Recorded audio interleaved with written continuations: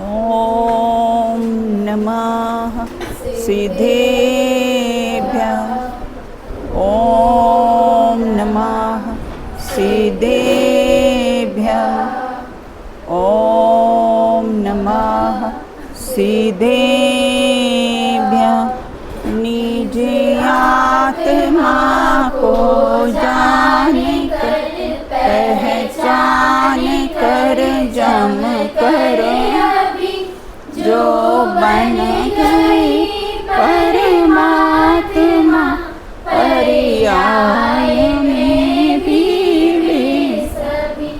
वे साध्य है आराध्य है आराधना के सारे हो नमनो न जिन देव को जो भव जलधि के पार है जो भव जलधि के पार है जिनवर का नय चक्र अहो मोहति मिर का करे बिना भेद ज्ञान की दिव्य ज्योति शुद्धात्म का करे प्रकाश एक अखंड अभेद त्रिकाली गायक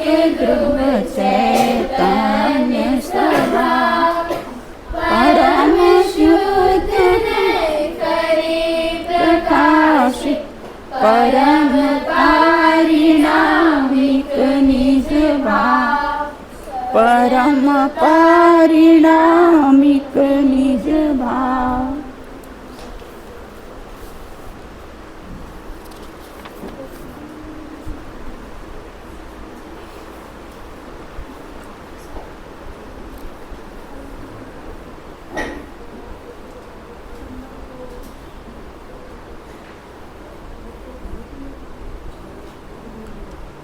पेज नंबर 65 में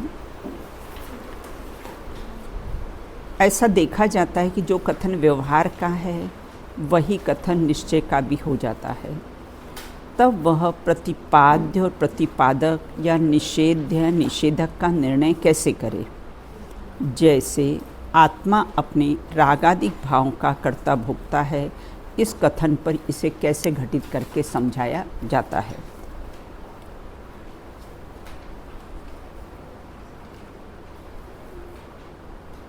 नए रहस्य में अपनी यहाँ पर चर्चा चल रही है, ये निश्चय व्यवहार के प्रकरण पर अपनी चर्चा चल रही है। हाँ हाँ बताओ बेटा, क्या थी बताइए। जब संयोग अथवा संयोगी भाव या भेद के कथन द्वारा असंयोगी तत्व को समझाना होता है, तब तो जो व्यवहार है वह निश्चय का प्रतिपादन करने वाला है, तो उसे निश्चय नय का कथन समझना चाहिए। हाँ, और उसे व्यवहार नहीं का कथन समझना चाहिए। और जब किसी कथन के द्वारा संयोग संयोगी भाव इनका निषेध करने का अभिप्राय हो, हाँ, तब उस कथन को निश्चय का कथन समझना चाहिए। इसमें उदाहरण ऐसा आया था कि जो आत्मा है वह अपने रागादि भावों का करता है, बहुत बढ़िया। तो उसमें शरीर का करता है, इसका तो निषेध हो गया। आत्मा रागादि भावों का करता है, यह अशुद्ध निश्चय ऐसे हो गया बराबर। और व्यवहार में ऐसा बताया है कि जब किसी कथन के द्वारा आत्मा में कर्ता कर्म के भेद के माध्यम से आत्मा का स्वरूप बताना हो, हाँ, या रागादि संबंधी अपने ज्ञान का करता है, हाँ, ऐसा बताना है, तो वह व्यवहारने का कथन। व्यवहारने का कथन वक्तुर भी प्रायो नया, वक्ता के अभिप्राय को ही कैसा है नए कहते हैं। इतनी चर्चा अपनी पूर्व में हुई थी। अब कैसा है, मतलब एक ही कथन में निश्चय का भी हो सकता है, वही कथन कैसा है व्यवहार का भी हो सकता है। देह और आत्मा को एक नहीं हो सकते हैं, यह कैसा है निश्चय का कथन हो जाता है। और देह आत्मा कथनचित एक है ऐसा भी कहते हैं, वो कथन कैसा है व्यवहार का कथन हो जाता है। अगर हम ऐसा नहीं कहें कि देह और आत्मा सर्वथा भिन्न है, तो अहिंसा परमो धर्म कैसा है पलने वाला नहीं है। बिल्कुल। अब आगे कहते हैं, अब अपना पेज नंबर 67 है, इसमें प्रतिपाद्य प्रतिपादक और प्रतिपाद्य मतलब व्यवहार ने और निश्चय ने की बात कही गई है। जीव ये तो अपना हो चुका था, है ना। अब इसमें किसी निषेध्य और निषेधक संबंध की बात कही है। निषेध मतलब व्यवहार ने, है ना, और निषेधक मतलब कौन सा है, निश्चय ने, बिल्कुल, है ना।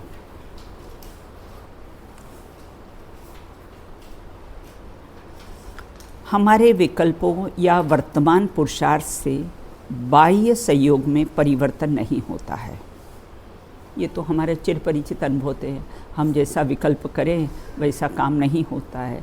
हमने विकल्प किया था गेट ऑफ इंडिया पर वहाँ जाएंगे और वहाँ भोजन करेंगे, फिर दूसरा विकल्प किया था पावापुर में भोजन करेंगे। ये हमारे विकल्प के अनुसार कार्य नहीं होता है, बिल्कुल। तो बाह्य संयोगों का परिवर्तन हमारे विकल्प के अनुसार नहीं होता है। सब जीवों का जीवन मरण सुख दुख उनके कर्मोदय के अनुसार ही होता है। कोई किसी का कर्ता धर्ता नहीं है। आत्मा जड़ कर्मों का कर्ता भोगता है, ऐसा व्यवहारने का कथन किया जाता है, वो निषेध्य है। और आत्मा अपने ही ज्ञानादिक भाव का कर्ता भोगता है, अपने अनंत गुणों का कर्ता भोगता है, ऐसा कहना वह निश्चय नहीं कैसा है, निषेधक है। वो किसका निषेध करता है कि आत्मा जड़ कर्मों का कर्ता भोगता है, इसका वो कैसा है, निषेध करता है। आत्मा अपने स्वभाव से रागादि का कर्ता भोगता है। देखो यहाँ स्वभाव शब्द डाला है, माइंड करना इसमें, देखो ध्यान देना। आत्मा अपने स्वभाव से ही रागादि का कर्ता भोक्ता कहा है, लेकिन कौन से नए का विषय कहा है, वो व्यवहार नए का विषय। और आत्मा अपने ज्ञान दर्शन आदि निर्मल पर्याय का ही कर्ता भोक्ता है। जब वो ऐसा कहता है तो रागादि भाव का कर्ता भोक्ता नहीं है, उसका निषेध हो जाता है, बिल्कुल ना, वो निषेध्य है। आत्मा कर्ता है और उसकी पर्याय उसका कर्म है।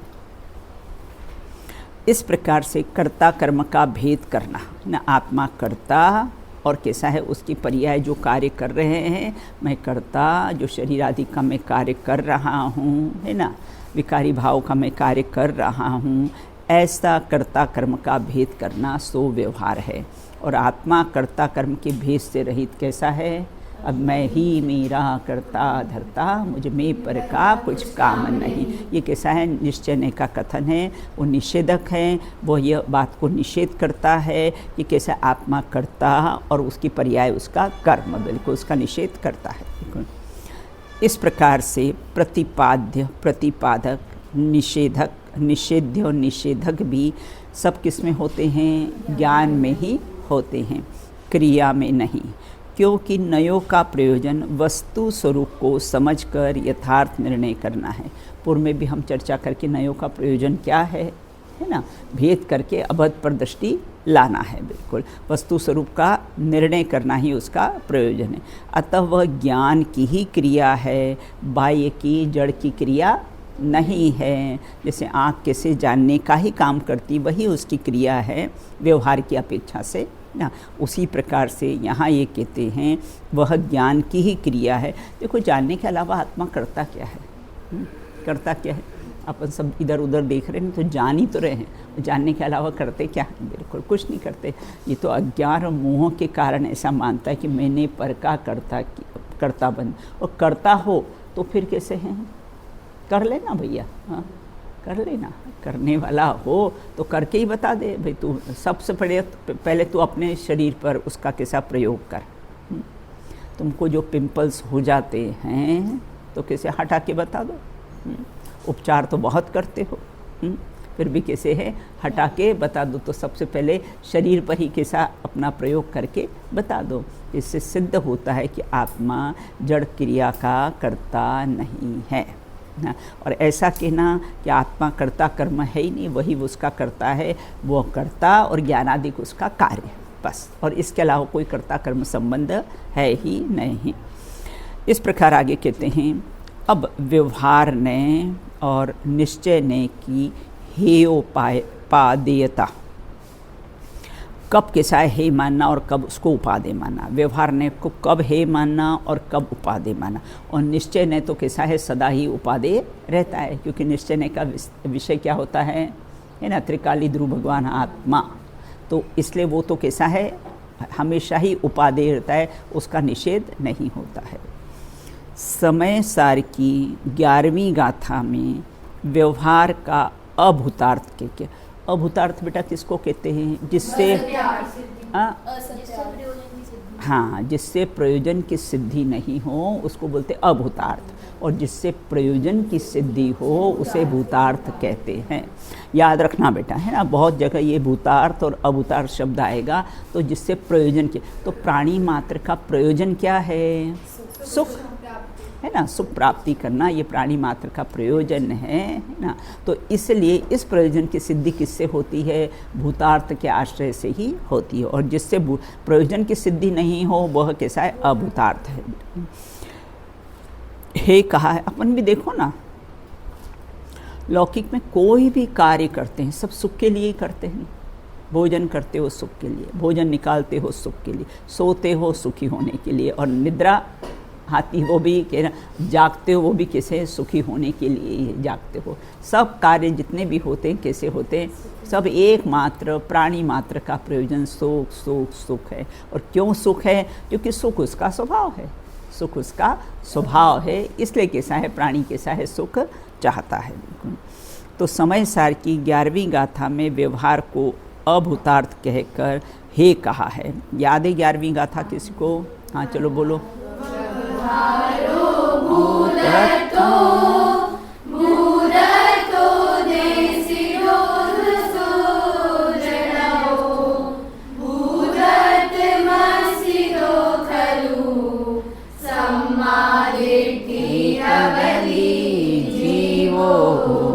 बहुत बढ़िया।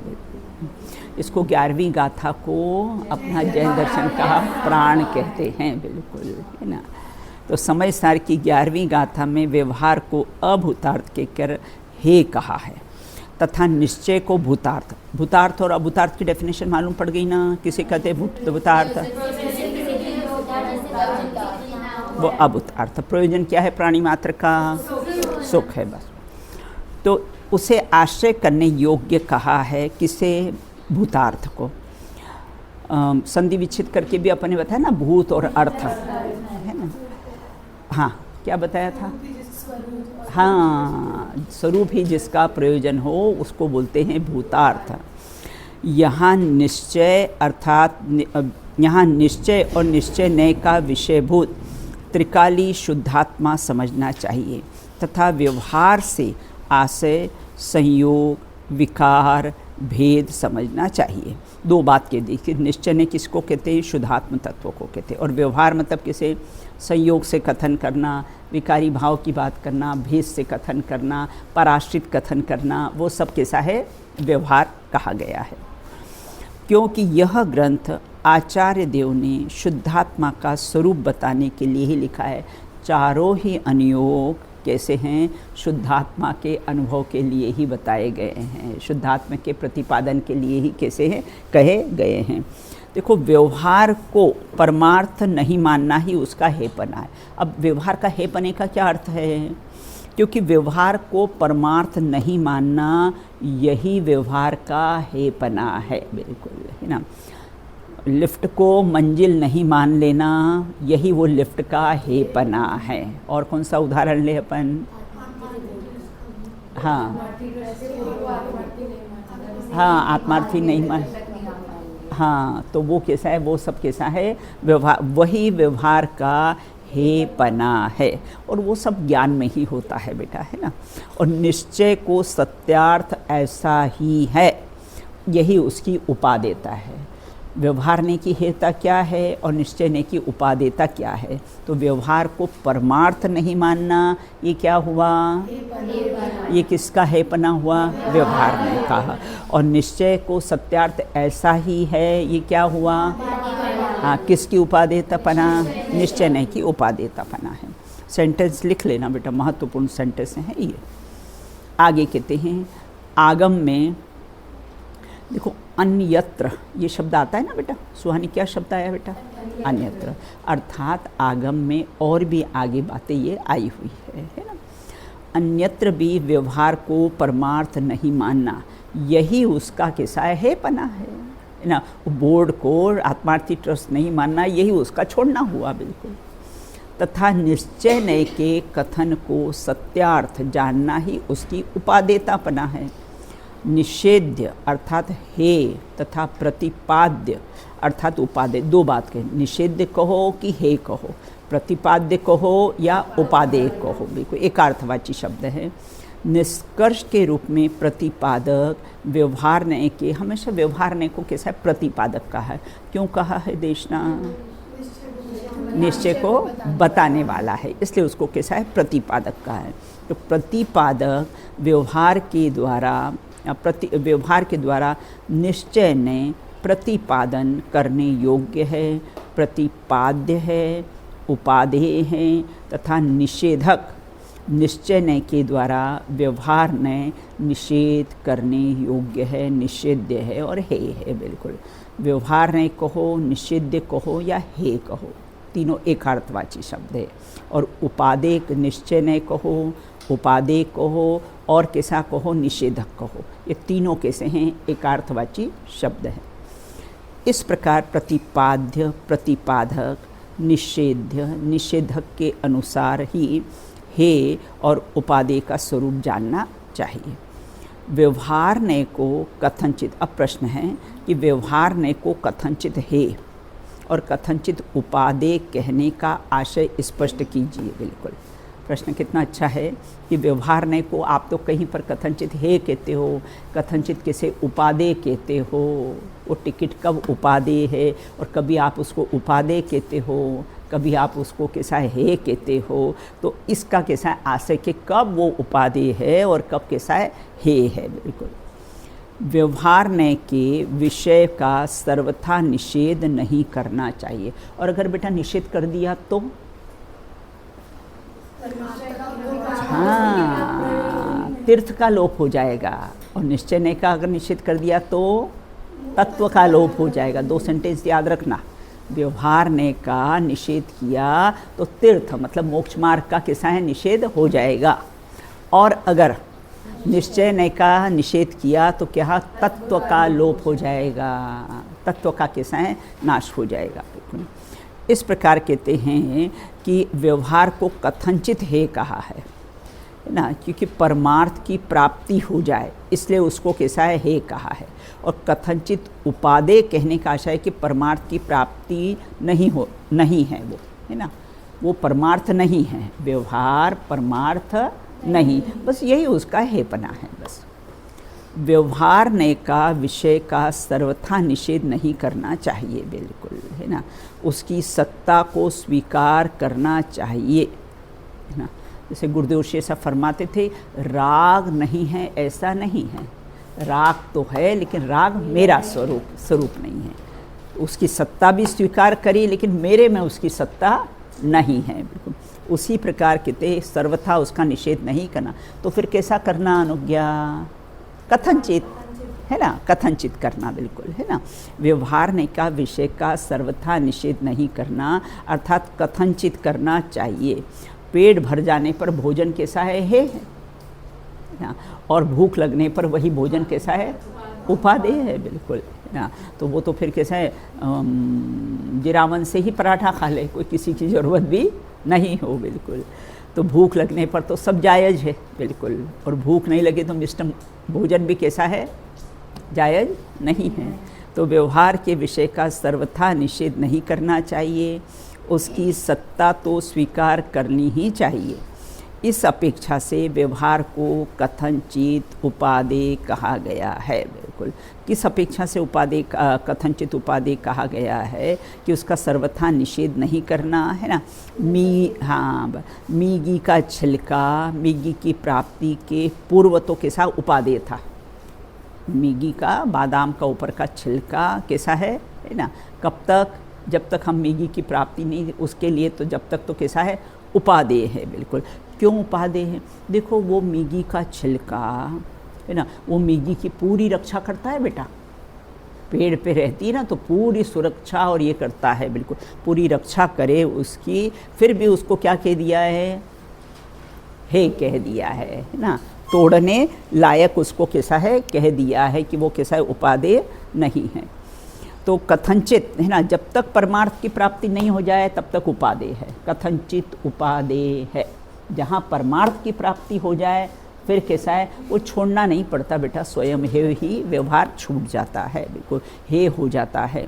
तथा व्यवहार ने के कथनों की उपचार मात्र समझना चाहिए, परमार्थ नहीं है। इस अपेक्षा से उसे परमार्थ हे कहा जाता है। तो कब बेटा उपादेय कहा जाता है व्यवहार ने को, और कब हे कहा जाता है? कब उपादेय कहा जाता है और कब हे कहा जाता है व्यवहार ने को? हाँ चलो बेटा बताओ बेटा श्रद्धा, कब उपादेय मानना व्यवहार ने को और कब कैसा है हे मानना? इसमें है कि व्यवहार ने कि विषय का सर्वथा निषेध नहीं करना चाहिए, हाँ, उसकी सत्ता को हमें समझना चाहिए। तो इस अपेक्षा से व्यवहार ने को उपादेय कहा है। और अगर हम देखें कि व्यवहार ने के कथनों को उपचार मात्र समझना चाहिए, मतलब उसे परमार्थ नहीं समझना चाहिए, बराबर। इस अपेक्षा से उसे हे कहा है। हाँ, ये डाउन है क्या ये पलक?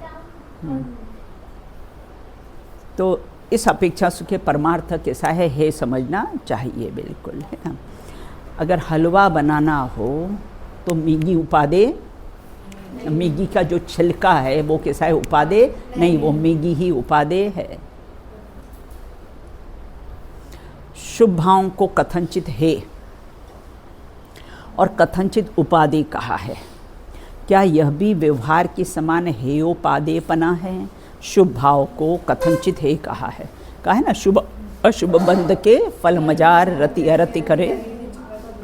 दोनों ही के साथ शुभ भाव हो, चाहे दोनों बंधन के कारण हैं, दोनों संसार के हेतु हैं, दोनों संसार में परिभ्रमण कराने वाले हैं, ऐसे शुभ भाव को कथनचित हे कहा है।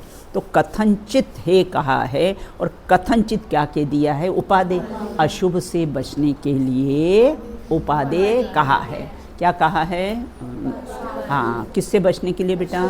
अशुभ से बचने के लिए किसे शुभ भाव को कैसा है, उपादेय कहा गया है। लेकिन शुद्ध भाव की अपेक्षा से दोनों को परमार्थ की प्राप्ति के लिए दोनों को कैसा है, हे कहा है। तो प्रश्न समझ में आया? शुभ भाव को कथनचित किसी अपेक्षा से हे, तो कौन सी अपेक्षा से हे कहा है और कौन सी अपेक्षा से उपादेय कहा है? तो कथनचित उपादेय। क्या यह भी व्यवहार के समान हेयोपदेयपना है? देखिए पेज नंबर अपना 69 चल रहा है बेटा, है ना। देखिए, शुभ भाव मोक्ष मार्ग में निमित्त हैं। किसको निमित्त? हाँ, किसको निमित्त? जो शुभ भाव मोक्ष मार्ग में निमित्त, किसको? जो शुद्ध भाव को प्राप्त हो उसको निमित्त। फर्स्ट क्लास फर्स्ट बच्चा आता है तो कैसा है, टीचर को कैसा है, आरोप कहा जाता है कि टीचर निमित्त है। लेकिन टीचर को कब निमित्त कहा जाएगा? जब फर्स्ट क्लास फर्स्ट आएगा तो निमित्त कहा जाए, और फेल हो जाए तो नहीं, बोले टीचर ने बहुत बढ़िया पढ़ाया, ऐसा कहा जाएगा। और टीचर को निमित्त भी नहीं कहा जाएगा। तो देखिए, शुभ भाव मोक्ष मार्ग में निमित्त है, पापों से बचने के लिए, वीतरागता के पोषण करने के लिए उन्हें कथनचित उपादेय कहा है। बिल्कुल, क्या किसके लिए उपादेय कहा है? एक तो मोक्ष मार्ग में निमित्त है बेटा, है ना। दूसरा क्या कारण, क्या बता कि वीतरागता के पोषक है ना, इसलिए उनको कैसा है, उपादेय कहा है। दो कारण बता दिए हैं बिल्कुल, मोक्ष मार्ग में निमित्त, पापों से बचने के लिए और वीतरागता का पोषक, तीन बातें बता दी हैं ना। तो अतः उसको कथनचित उपादेय कहा है। किसको? शुभ भाव को। कौन से तीन कारण बताए अदिति? हाँ हाँ हाँ, इसके कारण को कैसा है, कथनचित उपादेय का। किसको? शुभ भाव को, बिल्कुल उन्हें कथनचित, परंतु पुण्य बंध के कारण है, अतः मोक्ष मार्ग में कैसा है, हे का। अब हे क्यों कहा है शुभ भाव को? क्योंकि बंधन के कारण है है ना, वो बंध के कारण है, वो सोने की बेड़ी है, वो बंध के कारण है, और कैसे इसके कारण उनको हे का। तो ये बात समझ में आ गई। शुभ भाव को कैसा है, कथनचित उपादेय और कथनचित हे कहा है, उसका क्या हेतु है, बिल्कुल है ना। तो 3 कारण बता दिए, इसके कारण तो कैसा है, उसको उपादेय कहा है, लेकिन ये पुण्य बंध है बेटा, बंध का कारण है, इसके कारण उसको कैसा है, हे कहा है। यहाँ ये कहते हैं, इस प्रकार ज्ञान में शुभ भाव को हे उपादेयपने का निर्णय एक साथ वर्तता है। छोड़ना और ग्रहण करना बेटा एक साथ वर्तता है ना। जैसे हमने स्विच ऑन किया, प्रकाश का होना और अंधकार का जाना, उसमें काल भेद है क्या? काल भेद कैसा है, नहीं है ना, बिल्कुल। दोनों का समय कैसा है, एक है, बिल्कुल। उसी प्रकार से यहाँ ये कहते हैं कि पहले शुभ भाव का उपादेय हो, फिर बाद में शुभ भाव का हेपना हो, ऐसा नहीं है। दोनों का ज्ञान में एक साथ कैसा है, वर्तता है। युगपद, अच्छा शब्द दिया तुमने, समझने का, युगपद वर्तता है, बिल्कुल। परंतु उसे हे कहना वचनात्मक निश्चय है। अब हमने कैसे वचन से उसको कह दिया है कि कैसे शुभ भाव हे पना है, वो कैसा है, निश्चय नहीं की बात है।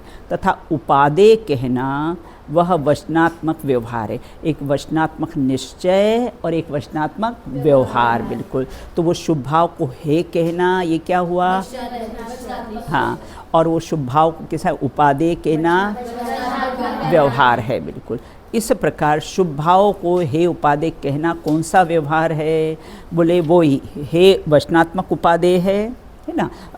हे वचनात्मक है निश्चय, और उपादेय कहना वो वचनात्मक व्यवहार है। हेयोपादेय जानना ज्ञानात्मक निश्चय व्यवहार है। इस प्रकार शुभ भाव के संदर्भ में भी निश्चय व्यवहार का कैसा है, ग्रहण त्याग एक साथ होता है। स्वस्तिका एक साथ का कोई उदाहरण दीजिए आप, दोनों एक साथ ही होते हैं। चलो, जैसे इसमें लिखा है ना शुभ भाव का, हाँ बोल बेटा, बहुत बढ़िया, हाँ बिल्कुल, है ना। सूर्य का कैसा है, प्रकाश होता है ना, और कैसा है उसका ग्रहण और त्याग, अपने को 2 बेटा घटाना है ना। तो सूर्य का ग्रहण हुआ और अंधकार का त्याग हुआ, है ना। दोनों कार्य कैसे हैं, एक साथ ही होते हैं। अब कहते कौन से गुणस्थान में किस भावों की अधिकता रहती है। अगला अपना क्वेश्चन है कि कौन से गुणस्थान में किस भावों की अधिकता रहती है, ये बेटा इसका क्वेश्चन है, बिल्कुल। इस विषय को आचरण की अपेक्षा से विचार किया जाए तो पहला, दूसरा और तीसरा गुणस्थान, क्या नाम है बेटा पहला, दूसरा, तीसरे गुणस्थान के? मिश्र, बिल्कुल। तो पहला, दूसरा, मिथ्यात्व, सासादान और मिश्र गुणस्थान में मुख्यता की अपेक्षा से तारतम्य रूप अशुभ भावों की कैसी है, हीनता। पहले से दूसरे गुणस्थान में, दूसरे से तीसरे गुणस्थान में क्या होता है, उन किसकी मुख्यता कैसी है, जो अशुभ भाव है उनकी हीनता होती जाती है। पहले में बहुत ज़्यादा अशुभ भाव थे, सासादान में उससे कम अशुभ भाव रहे, और मिश्र में कैसा है उससे और कैसा है, हीन होते जाते हैं, बिल्कुल। चौथे, पाँचवें, छठवें गुणस्थान में तारतम्य। तारतम्य का अर्थ समझे आप, एक के बाद एक, है ना, बिल्कुल। हाँ हाँ, क्या कह रही बेटा, कंटिन्यू, बिल्कुल, तारतम्यता से।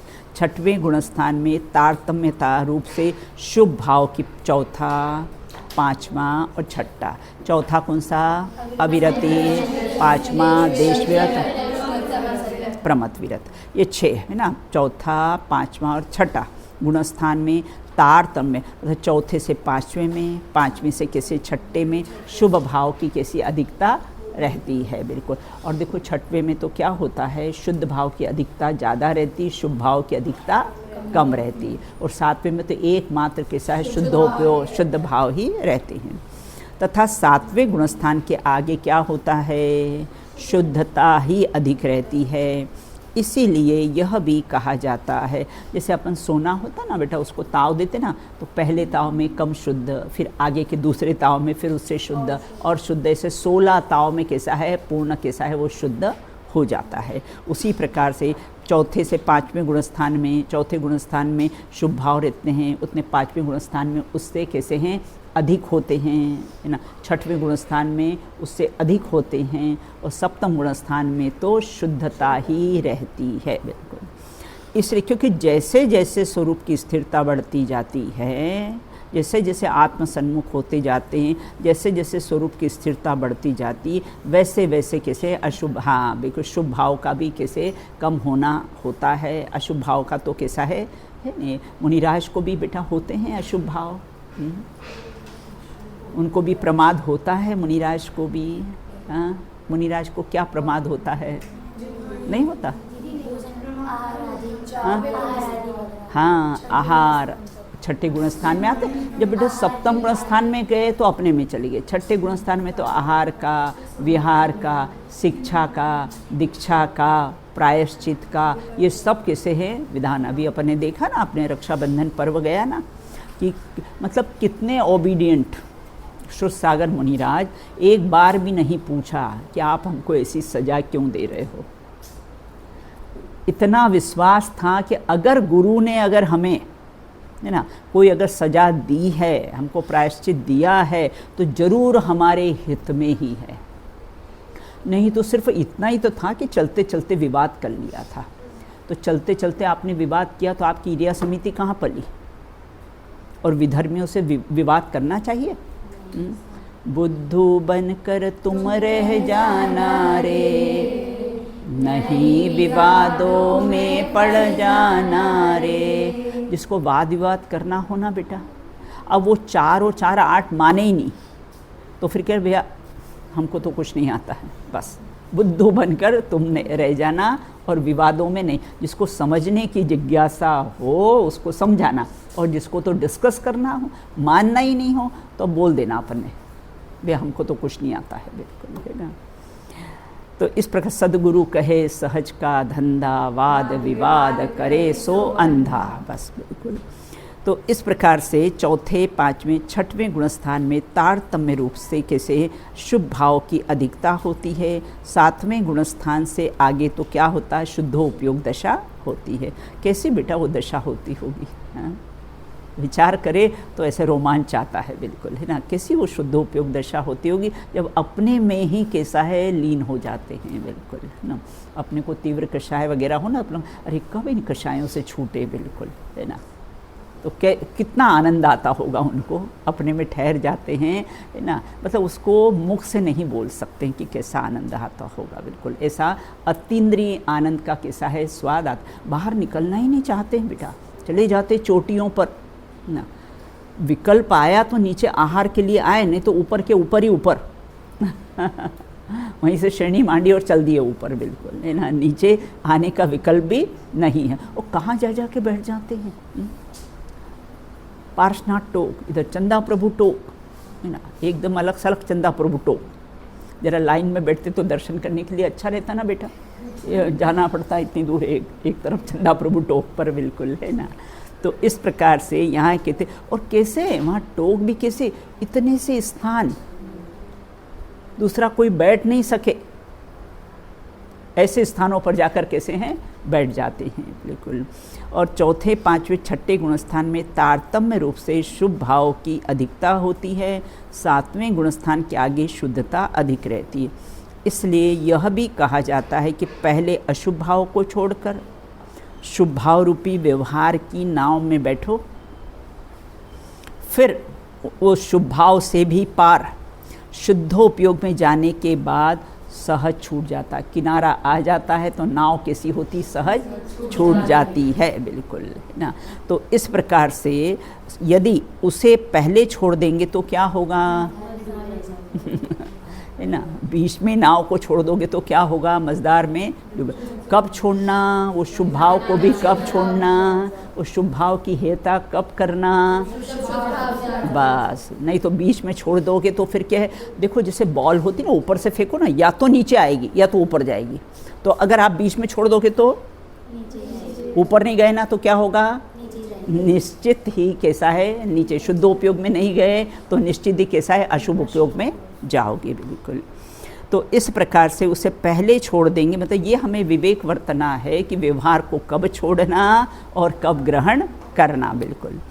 तो मझधार में डूब जाओगे, अर्थात शुद्ध भावों को तो प्राप्त होंगे नहीं, शुभ भावों को छोड़कर क्या होगा, अशुभ में कैसे हैं चले जाएंगे। बिल्कुल।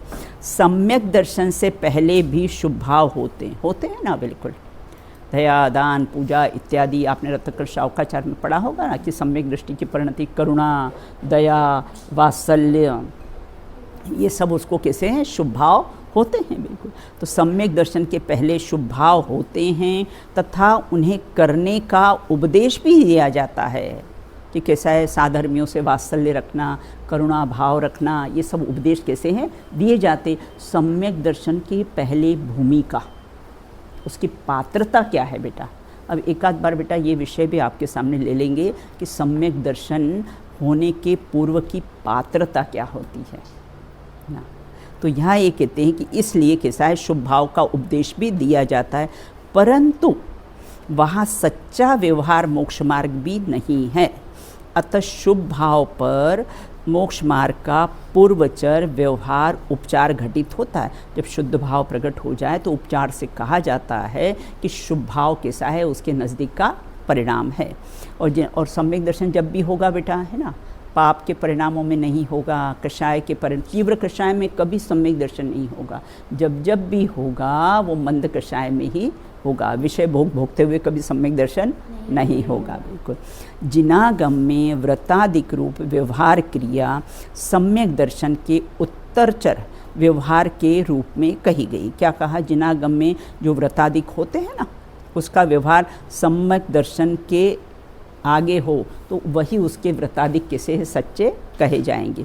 इस प्रकार से निश्चय व्यवहार नयों का यथार्थ स्वरूप समझना ही कैसा श्रेयस्कर है।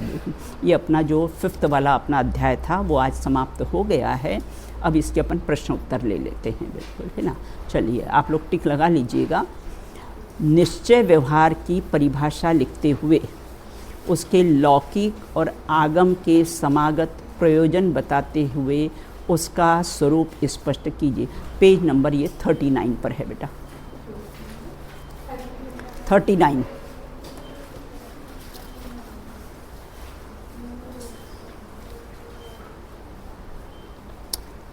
और 39 देखो यहाँ से शुरू होता है। सबसे पहला ही पैराग्राफ है कि आचार्य अमृतचंद देव ने समय सार की, यहाँ से लेकर है बेटा ये, है ना।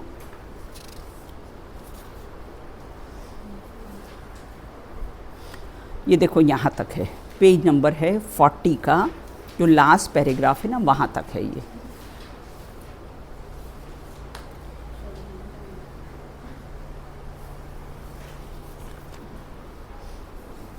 क्वेश्चन नंबर 2, निश्चय व्यवहार की भूतार्थता और अभूतार्थता की समीक्षा कीजिए। पेज नंबर 47, है ना।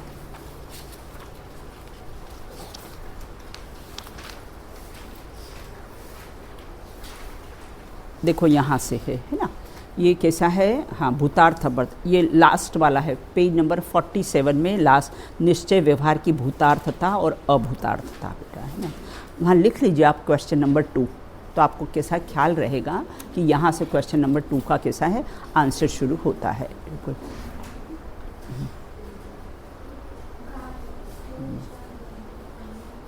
ये बेटा यहाँ तक आएगा पूरा, है ना। पेज नंबर 49 का जो क्वेश्चन शुरू होता है ना, व्यवहार को सर्वथा सत्यार्थ मानने से क्या हानि होगी ना, उसके पहले तक पुरुषार्थ भी कर सकेंगे। क्वेश्चन नंबर 2, हाँ क्वेश्चन नंबर 2 यहाँ से शुरू होता है ना, मतलब इसका आंसर यहाँ से शुरू होता है। अब क्वेश्चन नंबर 3, ये 47, 48 और 49 तक है। अब निश्चय व्यवहार में परस्पर संबंधों को प्रयोग पद्धति से समझाइए, है ना। ये 67 पेज पर,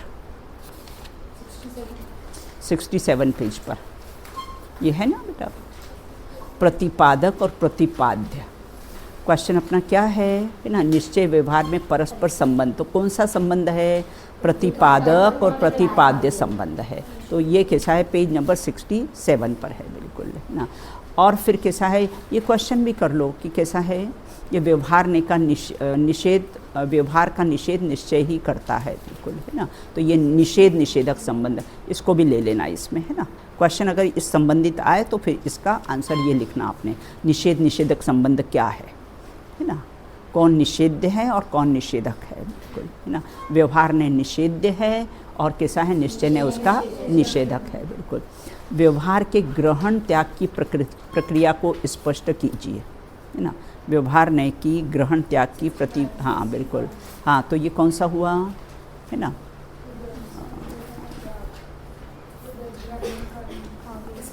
हाँ, ये व्यवहार ने के ग्रहण त्याग की प्रक्रिया स्पष्ट कीजिए, ये पूर्व में भी एक आया था, पीछे आया था ना बेटा, है ना। कौन सा 64, कौन सा है 62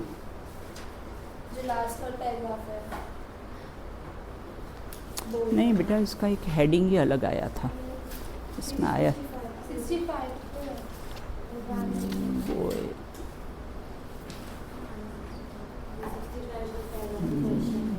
इसमें 65 है ना, 65 में बराबर, बिल्कुल, है ना। ये हाँ, ये है बेटा निचली भूमिका वाला, है ना प्रश्न। 65 में जो फर्स्ट क्वेश्चन है ऊपर, उसके जो आंसर है ना, वही इसका है, बिल्कुल। अब व्यवहार ने की हेयोपादेयता की समीक्षा कीजिए, बिल्कुल, है ना। ये 68 का नीचे का पैराग्राफ है, बिल्कुल, है ना। ये 68 में जो नीचे का वाला पैराग्राफ है, यहाँ से व्यवहार ने का कैसा है, निश्चय ने की हे उपादेयता। और एक क्वेश्चन आप इसमें और लिख लीजिए कि 7वीं और 27वीं गाथा में क्या अंतर पाया जाता है। 7वीं और 27वीं गाथा में क्या अंतर पाया जाता है। पेज नंबर 37-38 पर है, ये पेज नंबर 37 और 38 पर है।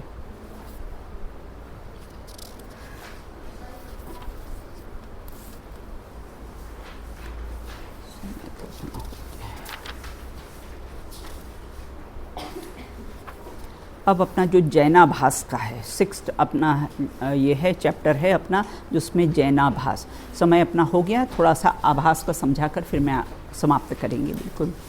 जैनाभास, आभास, संधि विच्छेद का ना, आभास किसे कहते हैं आभास। हाँ बता तो बेटा। हाँ बेटा, जैसा प्रतीत हो रहा है लेकिन वैसा है नहीं। हाँ हाँ हाँ, जैसे आप बताती हो कि दूर से देखा तो सीता बाल बना रही थी, पास आके देखा तो गाय पूछ चिल्ला रही थी। हाँ बराबर। नहीं तो अब ये किसका आभास हुआ, बालाभास, बिल्कुल, है ना। हाँ बहुत बढ़िया, बिल्कुल, मेन मुद्दे की बात, बिल्कुल, है ना। अभी तो बहुत प्रोग्रेस हुई है इसकी। कुछ बच्चों के देखती हूँ कि मैं मतलब जाते जाते बहुत प्रोग्रेस हो गई है, बिल्कुल, बहुत अच्छा है, जिसमें देशना की तो बिल्कुल। तो आभास मतलब जो असली नहीं है लेकिन असली जैसा प्रतीत हो, उसको बोलते आभास, है ना। आभास किसको बोलते हैं बेटा, जो असली नहीं हो और असली जैसा प्रतीत हो, बिल्कुल, है ना, उसको कैसा है, आभास कहते हैं, बिल्कुल। अब देखो जैसे अपन वहाँ गए थे ना अभी राष्ट्रपति भवन में, जो सारे स्टेचू बने हुए थे, बिल्कुल, ये करते तो असली नहीं थे, लेकिन ये अब्दुल कलाम है, ये है, ये वो है, बिल्कुल, है ना। तो असली तो नहीं थे लेकिन असली जैसे लग रहे थे, उसको बोलते हैं आभास, बिल्कुल, है ना। तो इस प्रकार जैसे एरोप्लेन को चिड़िया को कैसा है, एरोप्लेन मान लेते हैं। ट्रेन में अपन जाते तो 2 पटरियाँ बिल्कुल ऐसी मिली हुई दिखाई देती है, लेकिन रस्सी को सांप का आभास हो जाता अंधेरे में कभी। हाँ हाँ बेटा, पानी देखो कितने सारे उदाहरण अपने को याद आ गए। हाँ ऐसा अच्छा, अब इन लोग को आभास हो जाता होगा, बिल्कुल, है ना। तो इस प्रकार से यहाँ ये कहते हैं, देखो मैं लंदन गई थी ना, तो वहाँ बकिंगम पैलेस था, सुनना बेटा, है ना। जैसे ये अपन पैलेस देखने जाते हैं ना, आज अपन राष्ट्रपति भवन में देख लेंगे, तो वहाँ पर क्या एक वो वॉचमैन था, बाहर खड़ा हुआ था, तो उसका मेकअप ऐसा था कि जज नहीं कर रहे कि ये स्टेचू है या वॉचमैन है, बिल्कुल। बहुत देर तक खड़े खड़े लोग बाग उसको देखते रहते, मतलब वो एक अट्रैक्शन बनाया है उन लोगों ने। तो बस फिर पता नहीं स्टैचू है कि या वॉचमैन है, ऐसा सब सोचते। फिर क्या करता है वो धीरे से चल के बता देता है तो इसलिए लगता है ये तो कैसा है वॉचमैन है ना। तो वो कैसा है अपने को आभास हो गया है, तो मैन था बिल्कुल, लेकिन अपने को स्टैचू का आभास हो गया बिल्कुल। तो इस प्रकार से ऐसे मेकअप उसने ऐसा कर रखा था बिल्कुल कि आप जज नहीं कर सकते हो उसको बिल्कुल, है ना। हाँ बोलो बेटा, क्या कह रही? हाँ नहीं गोल्डन थोड़ी, वहाँ तो वो लोग वो वैसे पहनते ना जैसे अपने बाजे वाले पहनते ना ड्रेसेस, लाल वाल और ये सब पहनते ना ड्रेस, है ना। वो ऐसी ड्रेस पहना था बेटा, है ना, वो ऐसे लगाए हुए वो बाजे वाले पहनते ना अपने यहाँ बिल्कुल, है ना। वे हाँ बेटा क्या कह रहे हो? जो बॉडीगार्ड जो आप बात करें, हाँ हाँ तो कभी नहीं वो तो स्टैचू लग रहा था हंसने का सवाल ही नहीं उठता है, बिल्कुल स्टैचू बिल्कुल, है ना। तो बहुत देर तक, है ना, मतलब वो उन्होंने एक अट्रैक्शन ही बनाया था कि आने वाला एकदम से जज नहीं करे कि स्टैचू है या वॉचमैन है। फिर क्या होता है सब लोग सोचा करते फिर धीरे से वो कैसे चल के बता देता है बिल्कुल, तब मालूम पड़ता है कि अरे ये स्टैचू नहीं है तो रियल में कैसा है वॉचमैन है बिल्कुल। तो वो आभास की मैं बात कह रही थी कि इस प्रकार से कैसा है आभास हो जाता है बिल्कुल, है ना। तो यहाँ ये कहते हैं अपने आप मुंबई में जो बनाया है ना पार्ला मंदिर, उसमें जो गुरुदेव की स्टैचू बने हैं ना, वो भी बेटा बिल्कुल रियल जैसी लगती है। हाथ की एक एक वेंस वगैरह ये वो बिल्कुल कैसी, ये जो वैक्स की बनाते हैं ना बेटा, ये अपना कौन सा, हाँ मैडम तुसाद की बिल्कुल, है ना। तो वहाँ पर जो ये वैक्स की बनाते हैं ना बेटा, तो बोलते हैं कि जिसकी बनाते ना उसके 1000 मेज़रमेंट लेते हैं, यहाँ से यहाँ से यहाँ कितना डिस्टेंस, यहाँ से ऐसे 1000 उसके मेज़रमेंट लेते हैं। अपने यहाँ भी बेटा ये मूर्तियाँ पास करते ना, भाई जी करते हैं मूर्तियाँ पास, तो सब उसकी नाप लेते हैं बेटा, कहाँ से कितना, कहाँ से, क्योंकि समचतुर संस्थान रहते हैं ना। तीर्थंकर का जीव जो होता है वो समचतुर संस्थान होता है, ऐसा नहीं कोई नाक लंबी हो गई हाथ बड़े हो गए, ऐसा नहीं बिल्कुल। हाँ हाँ उचित नहीं है बेटा। ये जो प्रतिमा पास करते हैं ना उनको ये सोचना चाहिए। अच्छा सामान्य व्यक्ति के कान ऐसे चिपके हुए रहते हैं क्या? हाँ? और अपने यहाँ तो समचतुर संस्थान होता है, ये क्या करते हैं कान है ना कट नहीं जाए बनाने के लिए उसको ऐसा नीचे तक कर देते हैं। ये जो मूर्तिकार रहते हैं ना, लेकिन पास करना ही नहीं चाहिए उनको। ये पार्श्वनाथ की फण वाली प्रतिमा बेटा, है ना, वो तो मुनि अवस्था में बेटा उपसर्ग हुआ था। ये तो तीर्थंकर की प्रतिमा है, फण वाली होनी नहीं चाहिए। हाँ, और सांप आप और ये सब बना देते हैं, अट्रैक्शन के लिए बना देते हैं, बाकी आगम के विरुद्ध है बेटा ये चीज़ें। फंड ऐसा, अच्छा वो तो अपने उनका तो ऐसा कुछ वो भी नहीं है। कारण ऐसा है बेटा, है ना, कि वो तो मुनि अवस्था में, है ना, वो बेले वगैरह चढ़ी थी। तीर्थंकर को थोड़ी चढ़ती है बेले, तीर्थंकर को बेले चढ़ती है बेटा, उनको तो छू भी नहीं सकते हैं बिल्कुल, है ना।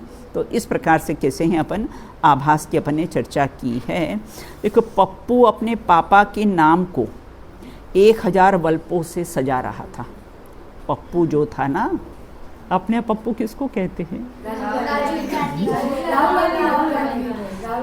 तो पप्पू अपने पापा को कैसा है वो 1000 बल्ब सजा रहा था। पापा ने बेटा तुम क्या कर रहे हो, आपका नाम रोशन कर रहा हो तो नाम रोशन करने का क्या तरीका था बिल्कुल, है ना। तो बल्ब लगा के मैं आपका कैसा है ना, ऐसा नाम रोशन होता है बिल्कुल, है ना। तो इस प्रकार से देखो आप लोग भी एक छोटी हम आपके क्लिप्स क्यों डालते हैं अपने वीडियो पर, इसलिए डालते हैं कि आपकी छोटी एक्टिविटीज़ देखकर आपके पेरेंट्स कैसे प्रसन्न हो जाते हैं बिल्कुल। वो बोलते हैं कि आप दीदी डाल दिया करो, बच्चों का चेहरा देख लेते हैं तो हम प्रसन्न हो जाते हैं बिल्कुल, है ना। मैं भगवान का चेहरा देखो ना तो इस प्रकार से ये अपने आभास की चर्चा की। अब जैनाभास क्या है, जैन धर्म में हमने जन्म लिया है, फिर भी हमारा आभास कैसा सुरक्षित रहता है, उसकी शेष चर्चा अपन कैसी है बाद में करेंगे। वो वाला बोलेंगे अपन बेटा।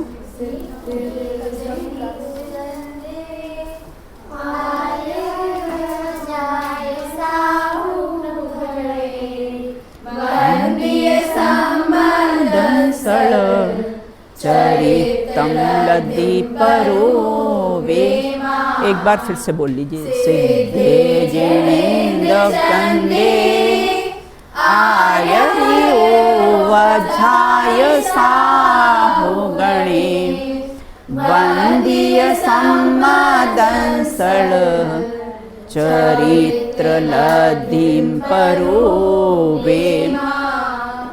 चलिए जय बोलो। बोलिए अनंतानंद सत्य परमेश्वरी भगवंतों की जय हो। नित्य बोधनी द्वादशांगमय जन्नानी माता की जय हो। समस्त वीतरागी संतों की जय हो। अंतिम शासननाथ भगवान महावीर स्वामी की जय हो। अनादि निधन जैन धर्म की जय हो। नय रहस्य नामक महान ग्रंथ की जय हो।